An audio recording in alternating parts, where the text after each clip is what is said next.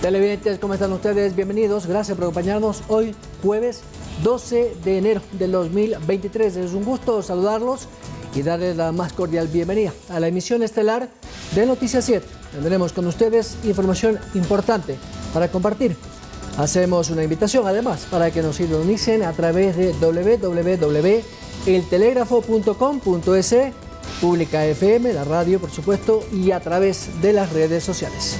Veamos en titulares lo más destacado.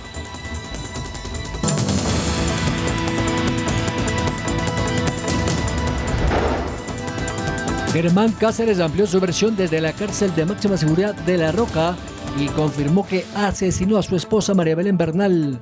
En la Escuela Superior de Policía, la instrucción fiscal por femicidio está a días de concluir. Servicio de Rentas Internas SRI pone al descubierto una red de corrupción en la compra de medicinas en hospitales públicos. Así lo dio a conocer el director del organismo, Francisco Briones. El presidente Guillermo Lasso pedirá a la Fiscalía investigar al delegado del Ejecutivo a la Judicatura por un presunto tráfico de influencias. Además, defendió a su cuñado Danilo Carrera y aseguró que es un hombre intachable y que le parece una infamia sus acusaciones por parte de medios digitales. En deportes, el ex técnico de la selección, Gustavo Alfaro, le dijo adiós a la tricolor. Este día se confirmó que no va más como entrenador y aún se desconoce su reemplazo. Lo más destacado del mundo: Estados Unidos anuncia una nueva plataforma digital para los procesos migratorios de los extranjeros que quieran una visa. Así se dio a conocer en el marco de la cumbre que se realiza en México de los 3 países de Norteamérica.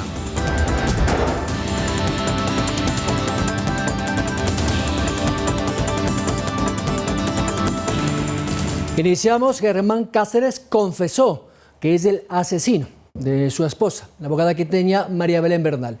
En la ampliación de su versión que se realizó en la cárcel de La Roca, en Guayaquil, donde está recluido, brindó detalles específicos de lo ocurrido el 11 de septiembre. Germán Cáceres anticipó que contaría su verdad este jueves y así lo hizo, en una audiencia reservada en la que solamente participaron la Fiscalía y los abogados de las partes procesales del presunto caso por femicidio. Él ha confirmado que sí, que efectivamente él le quitó la vida, nos ha indicado cuáles fueron las circunstancias. El ex policía reveló que discutió muy fuerte con su esposa en su habitación en la Escuela Superior de la Policía y en el estado etílico en el que se encontraba, decidió estrangularla con una llave marcial. Esto sucedió en la madrugada, pero el cadáver lo mantuvo con él hasta la tarde. Pero respecto a si lo hizo solo, esto contestó. No habló de cómplices ni encubridores, fue la persona que dijo que directamente ejecutó la infracción, fue la persona que él enterró solo el cadáver, solo lo sacó de la Escuela Superior de Policía. ¿Nadie lo ayudó en la escuela de formación? Según lo que él ha referido, nadie lo ayudó. Luego de brindar su testimonio, se acogió al silencio y no contestó más preguntas. Toda esta diligencia se llevó a cabo en la cárcel de máxima seguridad de La Roca, mientras Elizabeth Otavalo, su suegra, esperaba en los exteriores. Todos sabemos que quien fue el femicida es él, pero quiero saber esos detalles. Los detalles, quién la sacó, cómo la sacó, dónde la escondió y cómo llegó el cuerpo de mi María Belén al Cerro Casitagua. Nada me devuelve a mi hija. La madre de la víctima se descompuso al enterarse de la confesión del femicida. Sin embargo, no creen del todo en el relato de Cáceres. ¿Quién pudo haber ayudado a Germán Cáceres, que hasta ahora no sale a la luz esos nombres? Pues eso hay que preguntarle a él. Eso hay que preguntarle en el otro proceso de fraude procesal. Con este testimonio finalizará la instrucción fiscal por femicidio, cuyo plazo fenece el domingo, y en el que los abogados acusadores consideran que Cáceres es autor material, mientras que el teniente Alfonso C. es responsable por omisión. En cambio, la cadete Jocelyn S. no tendría mayor incidencia dentro del caso.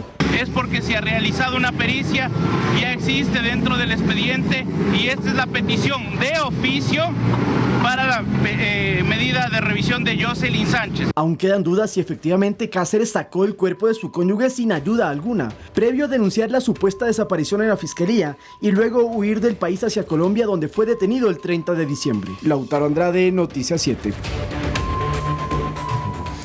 El Consejo de Seguridad se negó a acatar la decisión judicial que ordenaba el traslado de alias Anchundia a la cárcel de Santo Domingo. Además dijo que dará todo el respaldo al Servicio Nacional de Privados de la Libertad, SNAI, y solicitará la revocatoria de la decisión judicial. A través de este comunicado, el Consejo de Seguridad, integrado por el presidente de la República, de la Asamblea Nacional, de la Corte Nacional de Justicia y el ministro de Defensa, entre otros, decidió no acatar la orden del juez José Julián Herboso, quien dispuso el traslado de Freddy Loor, alias Anchundia, desde la cárcel de La Roca a la de Santo Domingo.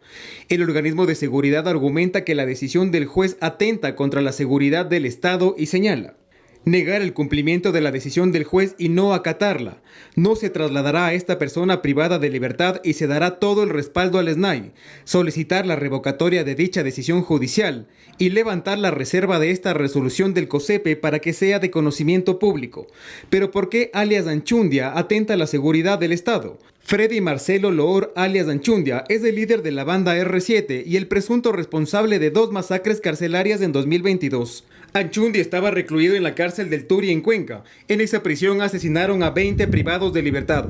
Según las investigaciones, la masacre respondió a una pugna entre los R7 y los Lobos.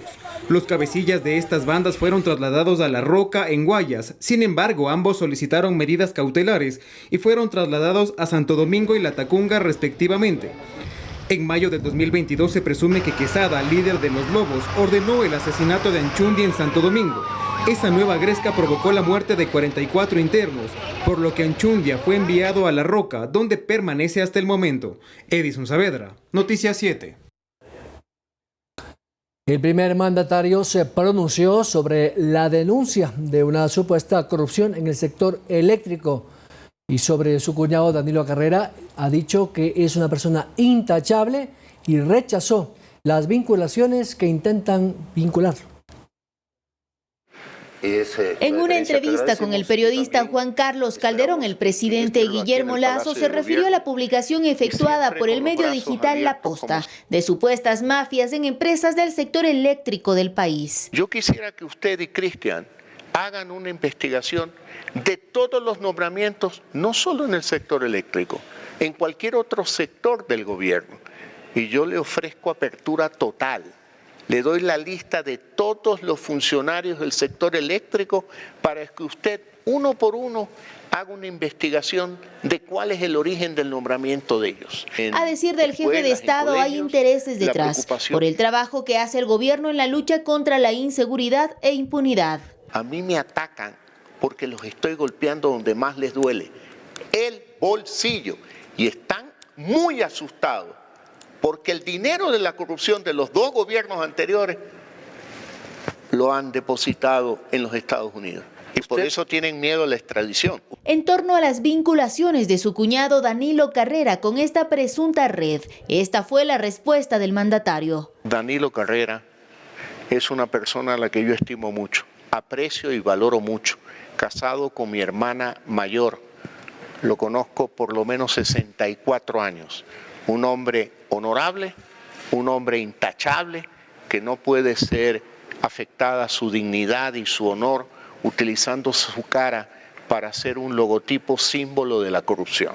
El ministro de Gobierno Francisco Jiménez cuestionó la veracidad de dicha publicación digital durante su comparecencia ante la Comisión de Justicia de la Asamblea. Aquí estamos para establecer si es que ha habido condiciones delictivas o de corrupción en algún instrumento público, y la respuesta contundente es no. El gobierno no ha participado ni participará en ninguna trama de corrupción. Mientras la Fiscalía General del Estado confirmó que en este caso ya abrió una investigación previa. Olga Velasco, Noticias 7. A propósito del combate a la corrupción, el director del Servicio de Rentas Internas, Francisco Briones, llegó hasta la Fiscalía para poner una denuncia por un supuesto caso de corrupción detectado por el Departamento de Inteligencia Tributaria del organismo relacionado a la compra de insumos médicos. En los últimos meses hemos estado haciendo análisis y estudios sobre una trama que venimos a entregar aquí a la Fiscalía, a la señora fiscal, sobre la corrupción en la compra de insumos en los hospitales que viene desde la pandemia. El SR ha identificado a potenciales cabecillas, a potenciales miembros de esta red de corrupción, y venimos a entregar y a explicar a la Fiscalía todos estos insumos a fin de que ellos puedan tomar las acciones correspondientes. Varias decenas de personas están identificados en la trama, funcionarios no hemos identificado más bien personas externas.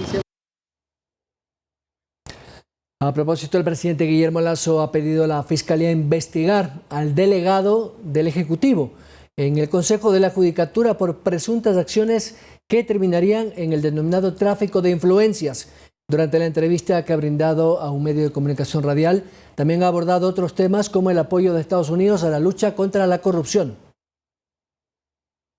Apoyo de Estados Unidos en la lucha contra la corrupción. El presidente Biden ha puesto un ejecútese en una ley para el fortalecimiento de las relaciones de Estados Unidos con Ecuador en campos como la corrupción, el narcotráfico, en la economía. Así que es un proceso que está comenzando de una mayor interacción de apoyo de los Estados Unidos al Ecuador. En torno a la hidroeléctrica Coca-Cola Sinclair. Empresas chinas quisieran hacerse cargo de la central hidroeléctrica, pagarle al Ecuador en efectivo o reduciendo la deuda que tiene el Ecuador con la China y recibir la concesión por 20, 30 años y luego de 30 años o 20 años revertir esto al Estado. Eso es un tema que se está estudiando. Expectativas ante nuevas autoridades seccionales. Desde ya invito a todos los alcaldes y prefectos a trabajar con el gobierno, juntos, coordinadamente, con las prefecturas en cuanto al desarrollo agrícola, la construcción de caminos vecinales, con los municipios en un objetivo que para mí es fundamental: agua potable y alcantarillado. En torno al sistema de salud pública. Voy a pedir ayuda internacional porque yo creo que tenemos un problema en el modelo de gestión. Y ya hablé con el ministro de Salud hoy día y hemos quedado que a mi regreso del viaje a Davos tendremos una reunión. Sobre el delegado de la presidencia en el Consejo de la Judicatura. Hay un delegado nombrado por el gobierno anterior que no representa a mi gobierno y que quiero decirlo claro porque ese señor utiliza su poder en el Consejo de la Judicatura para beneficios de su estudio profesional o de su actividad profesional. Que la fiscal, ojalá que vea este programa, que vea este segmento y que inicie una investigación previa por tráfico de influencia. Olga Velasco, Noticias 7. Una buena noticia, la Dirección Nacional de Afiliaciones informó que los asegurados y jubilados del IES recibirán una capacitación a fin de conocer mejor los insumos y también los servicios que ofrece la entidad. De esta manera, dicen, se aspira a que los usuarios puedan aprovechar mejor su tiempo y ser atendidos de manera oportuna. La Dirección Nacional de Afiliación está promocionando los servicios que presta el IES, llegando al afiliado y al empleador. Los sectores más importantes del Seguro Social. Desde esa perspectiva hemos firmado convenios con la Asociación Ecuatoriana de Bananeros del Ecuador y también en la Universidad de las Artes con artistas y gestores culturales. Desde esa perspectiva lo que queremos es aumentar nuestra base de afiliados a través precisamente de la promoción de los beneficios que otorga el IES, de todos los seguros que tenemos. Los planes operativos están encaminados a poder asesorar adecuadamente y capacitar tanto al empleador como al afiliado. Recordemos que el Seguro Social brinda una serie de herramientas tecnológicas para que sus afiliados puedan realizar cualquier proceso o trámite, aunque hay ciudadanos que desconocen de estas herramientas.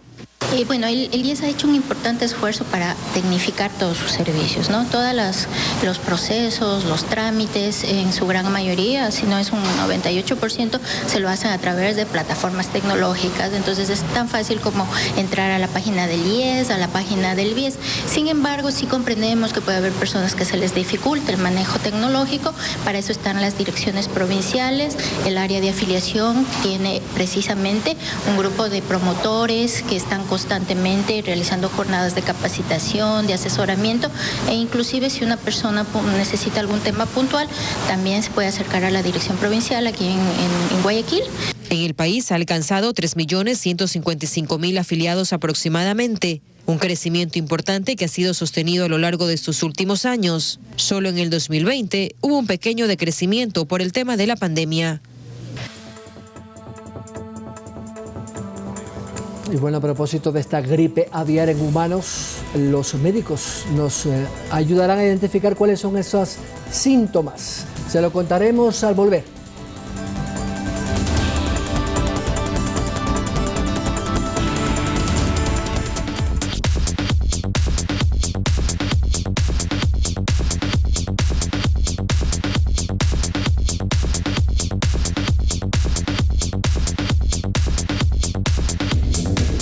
Amigos televidentes, ¿cómo están? Un fuerte abrazo para todos. En pocos minutos los acompaño con información deportiva y vaya que hay novedades, porque hoy se sacudió el mercado ecuatoriano con la confirmación ya oficial por parte de la Federación de que Gustavo Alfaro no será más el entrenador tricolor. Esperaremos cuál será el nuevo estratega que tome el mando de la Tri. Les cuento que Barcelona ya tiene nuevo jugador. Les contamos en pocos minutos.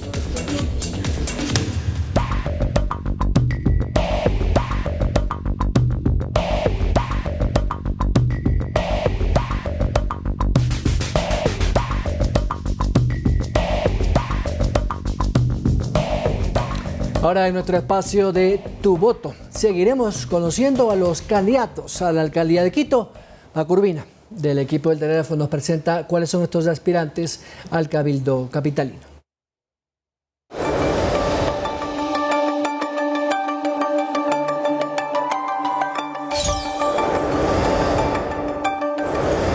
Un saludo a todos. Ya conocimos a los primeros 6 aspirantes a la alcaldía de Quito. Ahora es el momento de presentarles a los otros 6 candidatos que encontrarán en sus papeletas. Ellos son María José Carrión del Movimiento Amigo. Fue asambleísta constituyente y legisladora entre 2003 y 2021 por Alianza País. Es doctor en medicina, especialista en medicina general. Pedro José Freile, de la Alianza UIO, ex candidato presidencial. Es abogado y licenciado en Ciencias Jurídicas y Sociales. Jorge Yunda Machado, de la Alianza Juntos por la Gente, alcalde de Quito entre 2019 y 2021, destituido de su cargo. Además fue asambleísta por Alianza País entre 2017 y 2019. Es doctor en Medicina y Cirugía. Luz Elena Coloma, de la Alianza Va por Ti, concejala de Quito entre 2019 y 2022 por el Movimiento Creo. Es licenciada en Sociología, es magíster en Economía con especialización en Desarrollo Local. Jessica Jaramillo del Movimiento Todos, exfuncionaria del Ministerio de Justicia y asesora del Consejo de la Judicatura. Trabajó en la Agencia de Coordinación de Comercio. Es abogada máster en Estudios Políticos y magíster en Derecho con especialización en Contratación Pública. Y por último, Patricio Alarcón. Fue presidente de la Cámara de Comercio de Quito entre junio de 2015 y abril de 2021. También presidió el Comité Empresarial Ecuatoriano entre 2018 y 2019. Es máster en Dirección de Empresas. Para conocer a todos los candidatos del resto de provincias, no se pierdan nuestras emisiones de Ecuador TV o léalo en el Telégrafo.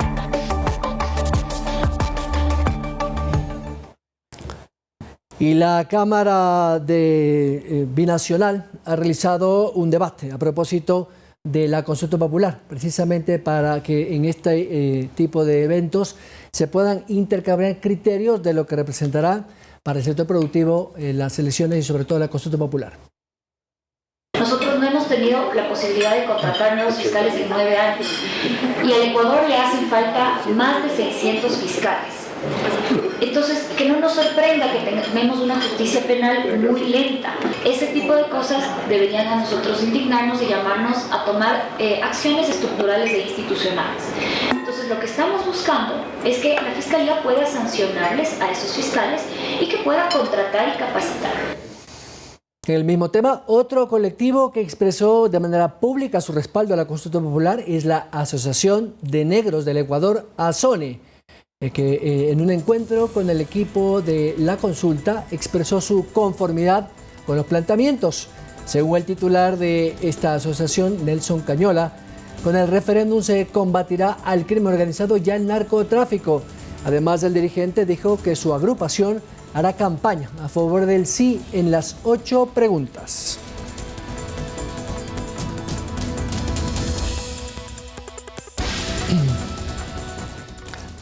Y ante la denuncia sobre falsos intérpretes en los debates organizados por el CNE, este organismo reconoció que hubo provincias en las que se evidenció una deficiencia en el desempeño de los intérpretes de lengua de señas y además pidió disculpas públicas. También ha anunciado que validará nuevamente la información de este personal que fue contratado por las empresas a cargo de la implementación de los debates.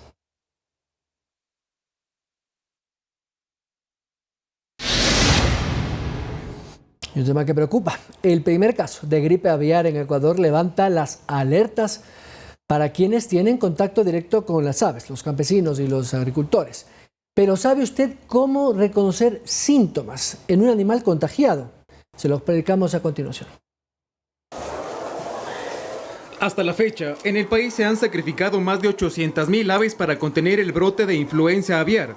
Pero ¿sabe usted cómo reconocer los síntomas? La primera alerta que deberá tomar en cuenta es la muerte repentina del ave, además de otros aspectos. Si las plumas están erizadas o las plumas están paraditas, se podría decir, o las aves nosotros las vemos decaídas, así, como tristes. También hoy hay una disminución en el consumo de agua y alimento, y también podemos ver aves que están estornudando, que tienen lagrimeo y mucha secreción nasal. En el caso de las aves ponedoras, hay que tomar en cuenta la cantidad y la calidad de sus huevos. Puede haber un decremento en la cantidad de la postura de huevos y también en la calidad de la cáscara. A los trabajadores de avícola se recomienda el uso de mascarilla, guantes y un traje de bioseguridad. Y en la primera alerta, llamar a las autoridades. Mientras tanto, la niña de 9 años, quien es el primer caso de gripe aviar registrado en nuestro país, está internada aquí, en el Hospital Baco Ortiz, en el norte de Quito. Se conoce que ella presentó un cuadro de neumonía atípica, por lo que tuvo que utilizar un soporte ventilatorio. Al momento, su estado de salud es estable. Y el cual ya ha ido mejorando y la paciente ya está estable y seguramente estará recuperándose en los próximos días. Tal vez manipuló algún momento ciertas secreciones del ave y se topó la nariz, se topó la boca, el virus ingresó. Según Angamarca, el contagio entre humanos se daría si una persona con gripe toma contacto con un ave contagiada. Este virus puede reordenarse, podría cambiar la configuración del virus, porque es un virus ARN, estos virus mutan demasiado. Podría cambiar su configuración y adaptarse, ¿para qué? Para poder transmitirse de persona a persona. En la gripe aviar la tasa de mortalidad de aves puede llegar al 80 y 90%, mientras que en humanos podría llegar hasta el 25%. Edison Saavedra, Noticias 7. Y muchas personas están temerosas de estos síntomas de la llamada gripe aviar en las personas, en humanos. ¿Cómo podemos identificar a una persona contagiada por esta gripe aviar? Los expertos dicen que es poco probable el contagio entre un ave enferma y una persona. La influenza aviar es una gripe común en aves principalmente acuáticas que en ocasiones debido a la migración contagia a aves de corral como pavos, pollos, gansos, entre otros. En las aves el principal síntoma visible es la muerte repentina del animal. Rara vez infecta a humanos, pero cuando lo hace es altamente patógena. La mayoría que se infectan se enferman, como no sucede con el COVID, que ahí hay ahorita 8 a 9 asintomáticos versus un sintomático de cada 10. Cambio esta, la mayoría se enferma. Y al enfermarse la mayoría es más fácil el control. Y además es de baja transmisión. Es casi improbable que una persona infectada con gripe aviar contagie a otra persona. Incluso las probabilidades que un humano se contagie a través de aves son muy bajas. El contagio entre humano a humano es muy bajo, menos de 0.2 personas por persona contagiada, es decir, es muy raro que se dé entre humanos. En seres humanos infectados, los principales síntomas son fiebre, dolor de cabeza, dolor de cuerpo y enrojecimiento de los ojos.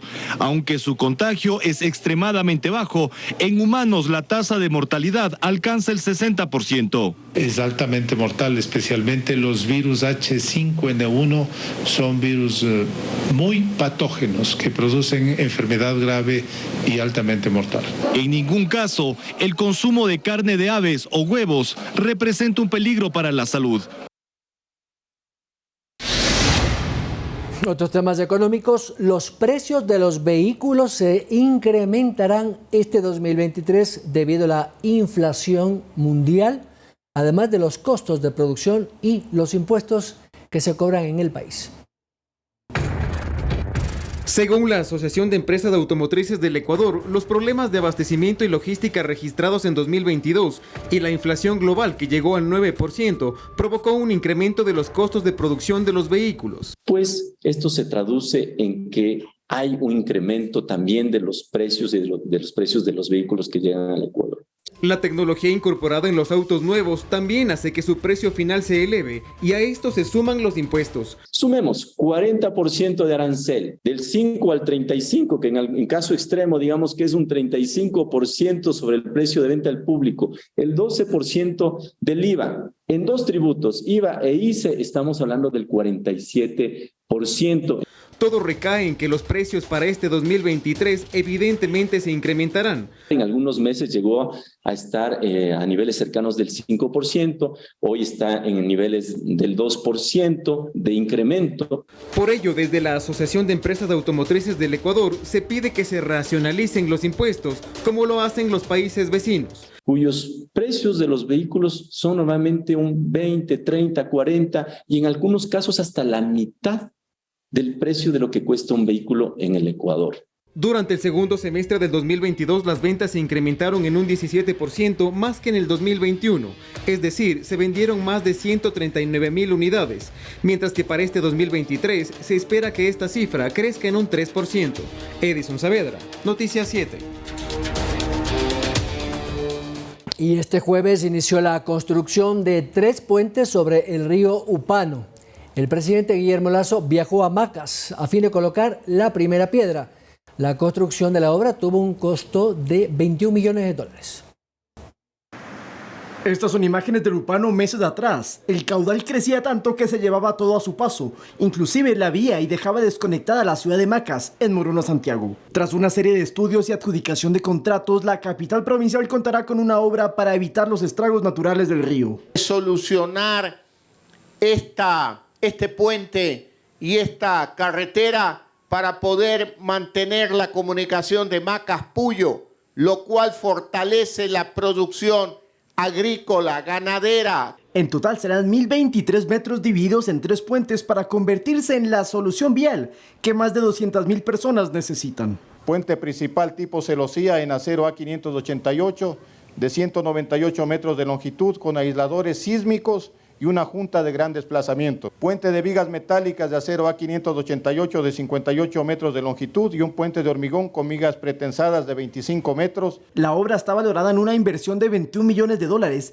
que se suman a otros 18 millones ya invertidos de Morona a Santiago. El tránsito promedio diario anual será de 6,000 vehículos. Las plazas de empleo generadas serán de 130 ecuatorianos. Con la primera piedra, ahora se deberá esperar a que la obra concluya en los tiempos previstos. Y el tiempo de ejecución de 480 días. Espero regresar en abril del 2024 para poder inaugurar esta obra. La crecida del Upano es un problema que lleva décadas en la zona y que en cada temporada invernal generaba más inconvenientes.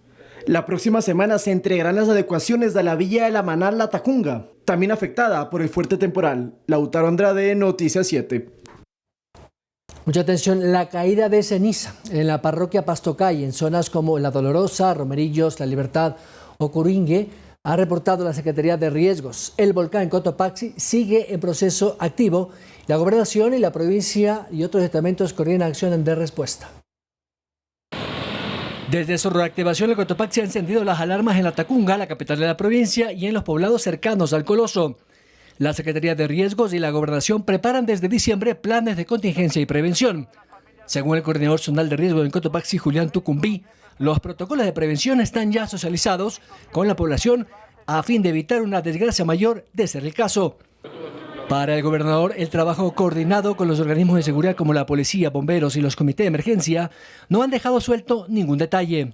Todas las mesas de trabajo activadas, el COE provincial activado, esperamos ya acoplar todos los planes de contingencia este mismo fin de semana que tenemos un taller interactivo. Se está analizando el tema de vías, el tema de comunicaciones, el tema de educación, el tema de salud, el tema de seguridad, el tema de energía. Es decir, estamos abordando el posible impacto desde todas las aristas y desde todos los ámbitos que podrían verse afectados. Entre tanto, el municipio de Quito ha realizado un simulacro de evacuación al probar el sistema de alarmas y sirenas anti-eventos adversos que tiene instalada en algunas parroquias de la urbe, como los Valles de Tumbaco y en el límite cantonal con San Rafael. De acuerdo a este primer diagnóstico que hagamos, se tomarán los correctivos correspondientes para estas sirenas. Indicar e informar a la ciudadanía que esté tranquila, mantenga la calma y siempre informados a través de las fuentes oficiales. Byron Galarza, Noticias 7. Temas locales. La operación comercial del Metro de Quito necesitará la contratación de personal para diversas actividades y servicios directos e indirectos. Unas 400 plazas requiere llenar la empresa operadora. Preste atención cuáles son los perfiles de estos cargos.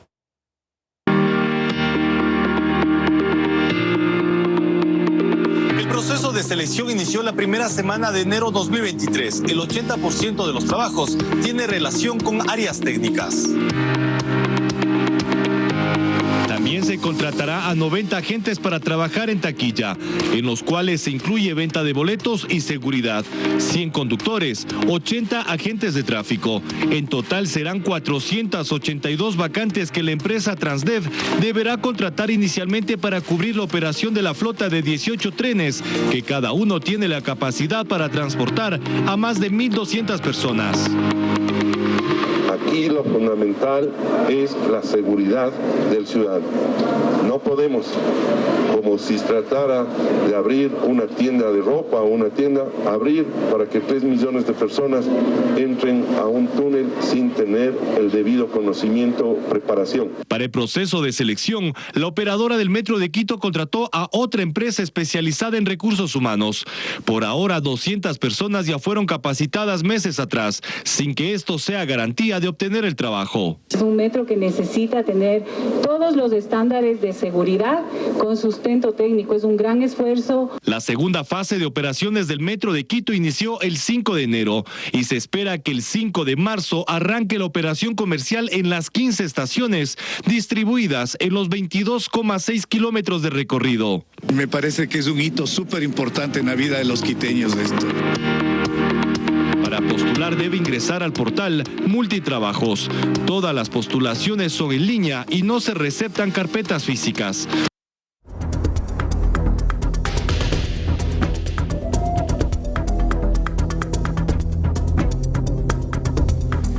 En Perú hay preocupación ante la creciente pérdida de vidas humanas. Como consecuencia de las protestas, una comisión de la Comisión Interamericana de Derechos Humanos se reunió con la presidenta, mientras organismos de defensa de derechos humanos piden cesar la violencia.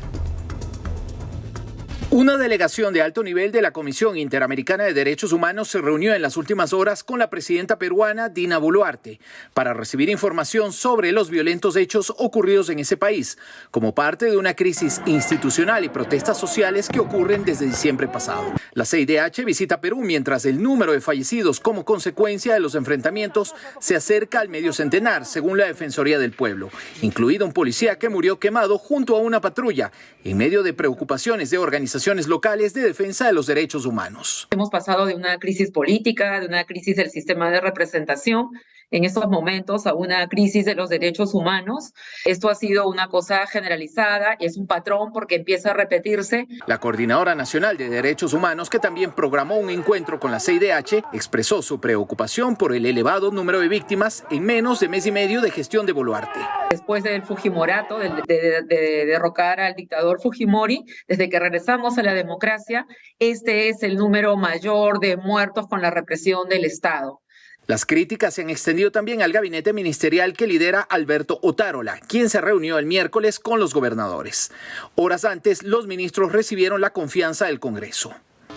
Nosotros sabemos que la policía garantiza la vida de quienes protestan, pero existen directivas impartidas para enfrentar los hechos violentos. La embajadora estadounidense Lisa Kena exhortó en Twitter a las autoridades peruanas a tomar medidas urgentes para detener esta dolorosa situación de violencia y evitar la pérdida de más vidas humanas. Néstor Aguilera, Voz de América.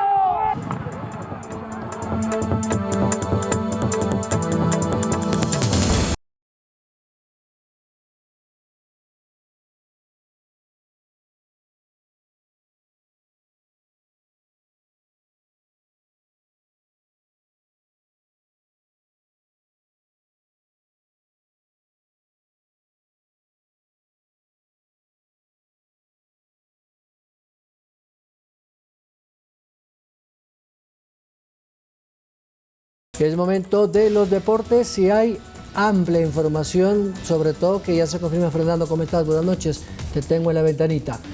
¿Qué tal, Byron? De ventana a ventana. Acá abra la ventana que no lo veo bien.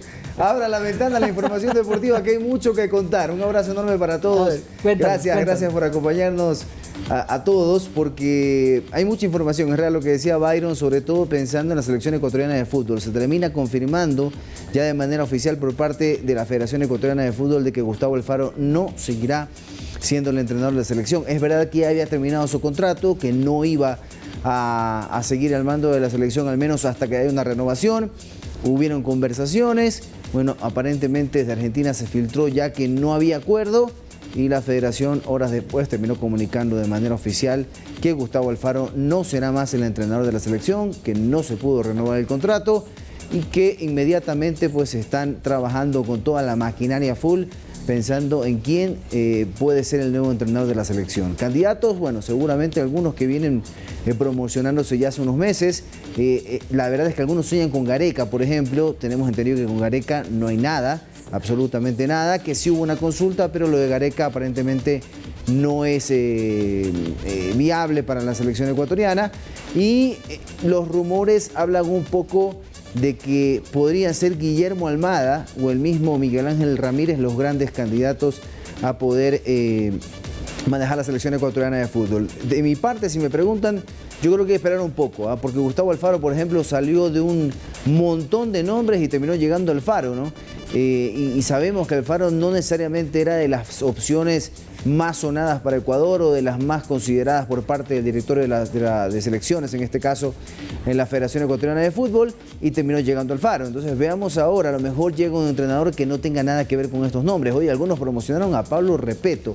No sé si Repeto sea el hombre adecuado o no, no sé si ese nombre sea realmente real. Lo cierto es que la Federación, por medio de este comunicado que los vamos a ver a continuación, terminó confirmando pues que efectivamente el argentino Gustavo Alfaro no será más el entrenador de la selección. La Federación Ecuatoriana comunicaba de esta manera que en primer lugar la Federación se enorgullece y agradece felicitando el proceso de eliminatorias que se llevó pues lógicamente por medio de Gustavo Alfaro al Mundial, y que lo importante participación que tuvieron los jugadores junto al cuerpo técnico en la cita mundialista.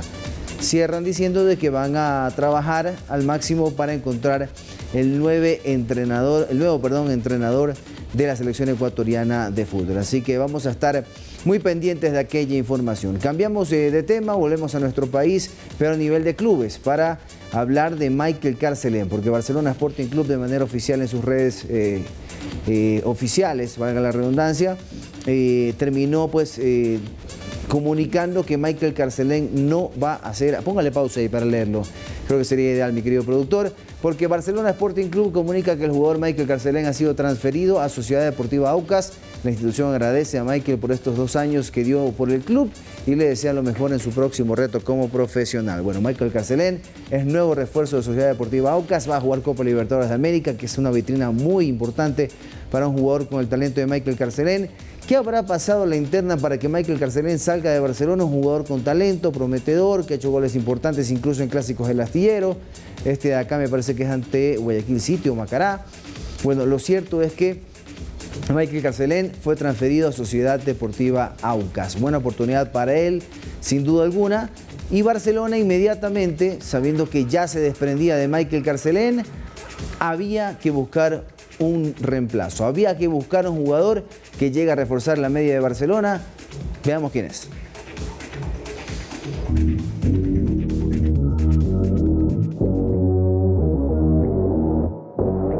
Fernando Gaibor es un 8, es un volante mixto con muchísima jerarquía, con mucha técnica individual, mucha dinámica, que se asocia muy bien, que puede manejar tranquilamente, jugar con 2 en la mitad o con 3 volantes.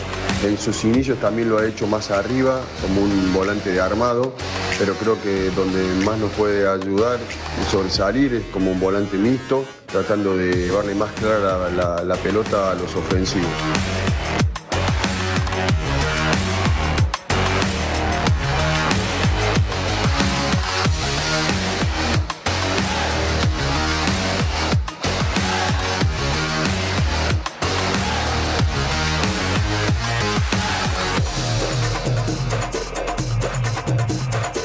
video oficial de Barcelona Sporting Club, por si acaso, no es editado por nuestra producción.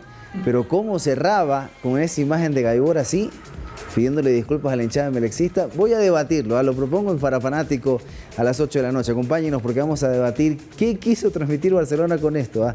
Ojo con ese detalle, recuerde que los vecinos de barrio siempre se tiran una que otra piedrita, así que vamos a analizarlo. Vamos a viajar hasta Arabia Saudita, me dice mi productor, para revisar qué sucedió en la otra semifinal de la Supercopa de España. Se enfrentaban el Barça ante el cuadro del Betis. El Barça arrancaba ganando de esta manera con el gol de Robert Lewandowski, el delantero polaco, que de esta manera, después de un rebote, definía ante la salida del portero en el primer palo para poner la primera del partido. Más adelante el Betis lo iba a empatar. Iba a aparecer en este caso Fekir, el hombre gol de este equipo, para poner la del empate en el minuto 77.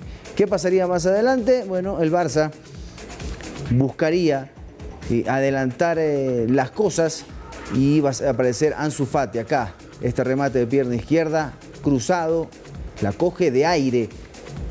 Un lindo gesto técnico para empalmarla de perfecta manera, esquinada, y poner la segunda para el Barça. Pero cuando muchos pensaban que nadie iba a cambiar hasta el final, bueno, les cuento que iba a llegar la del empate.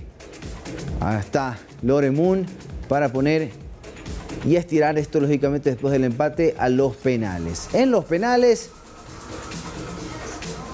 el Betis iba a fallar este penal, la figura de Ter Stegen en la tanda de los penales, así lo aplaudía Xavi.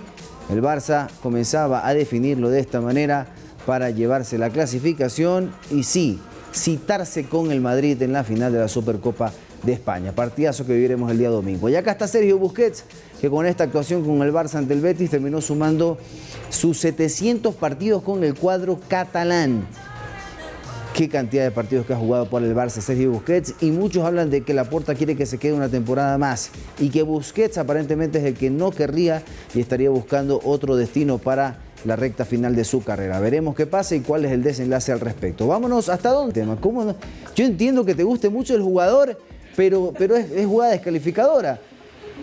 Así es cuando el fanatismo se presenta. Créanme, fanáticos, la seguimos. De mi parte es todo en los deportes, mi querido Byron. Espero que hayas disfrutado del segmento, al igual que todos los amigos que nos acompañan en Deportes 7. Me dicen que van directo a corte. Bueno, ya regresamos con mucho más acá en el noticiero.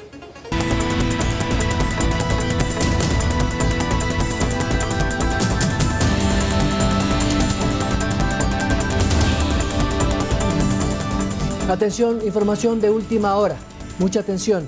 Giovanni Roditi fue sentenciado a 40 meses de prisión por ocasionar un accidente de tránsito en el que falleció una persona y otras dos resultaron heridas. El incidente ocurrió el pasado 11 de diciembre del 2022. Roditi, en presunto estado etílico, provocó un triple choque en la vía Guayaquil-Santa Elena. Tras el frontal y aparatoso choque, resultó la muerte de uno de los conductores y en un video filtrado en redes sociales se pudo observar el hecho.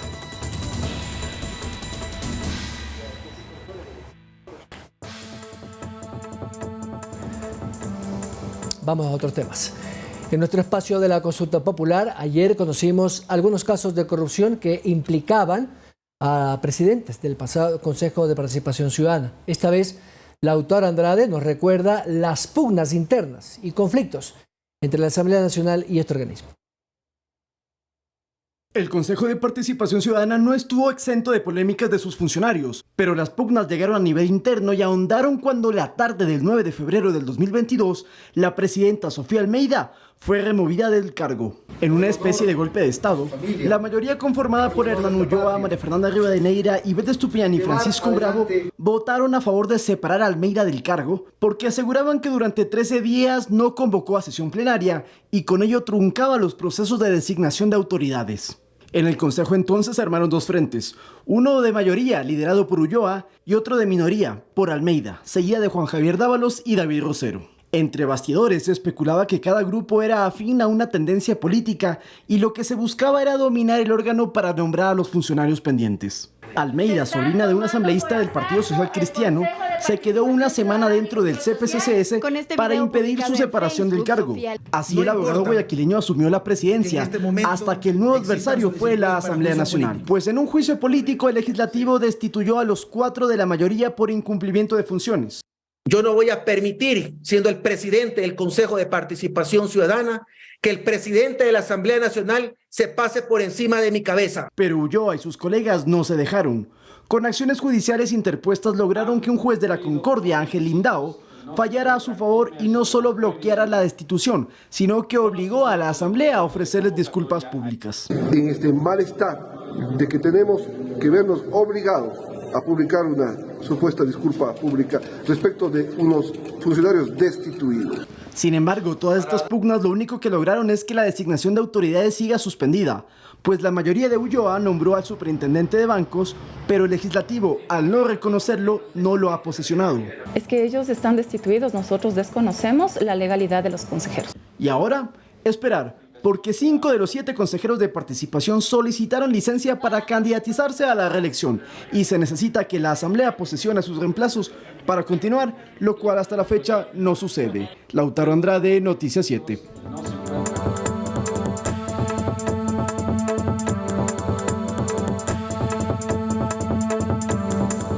Noticias del mundo: se reanudan los vuelos internos en Estados Unidos, mientras el gobierno descarta un ciberataque tras la cancelación de miles de itinerarios ante fallas en los sistemas informáticos.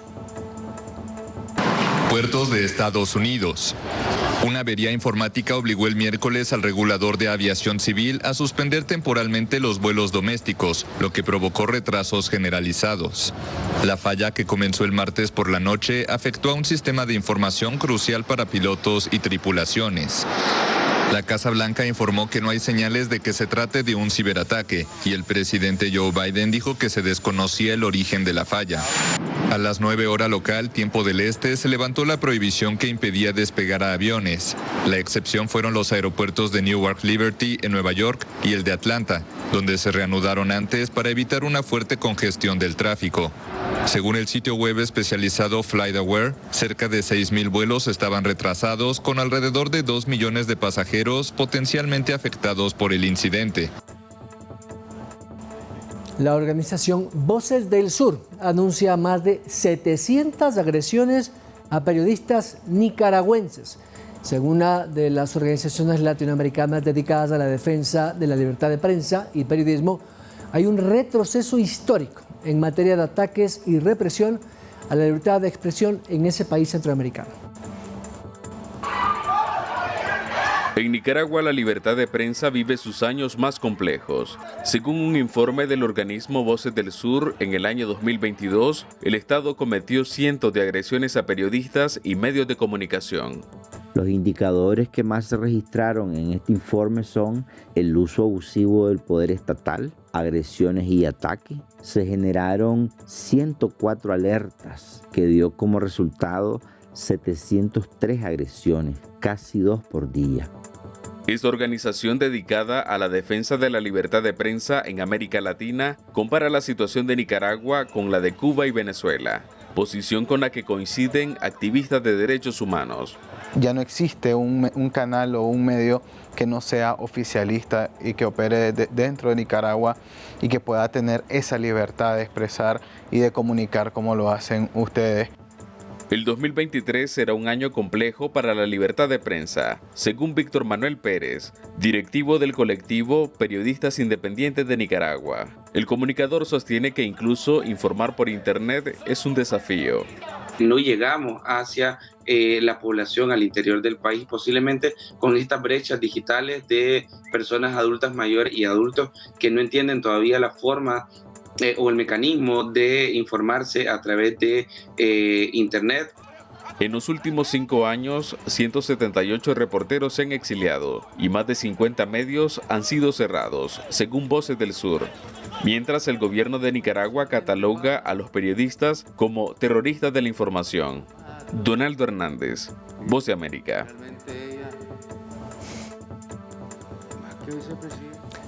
Con esto llegamos a esta entrega final del noticiero. Gracias por acompañarnos mañana desde las 7 de la mañana en esta mesa de trabajo. Andrea Orbe estará junto a la doctora Andrade, como siempre, esta vez con el subsecretario de Vigilancia Epidemiológica del Ministerio de Salud Pública, Francisco Pérez. Con él hablarán, por supuesto, de la emergencia de la denominada gripe aviar, que ahora, como sabemos, ya hay un primer caso, una niña menor de 10 años. Recuerde, hoy a partir de las 21 horas los invitamos para que nos acompañen en el programa Yo Voy a la Consulta Informar, un espacio dedicado a que los ciudadanos, ustedes, puedan compartir con los especialistas cuáles son esos argumentos jurídicos para que usted tome su propia decisión por quién votar o por qué no, sobre todo en las preguntas de la consulta popular. De mi parte,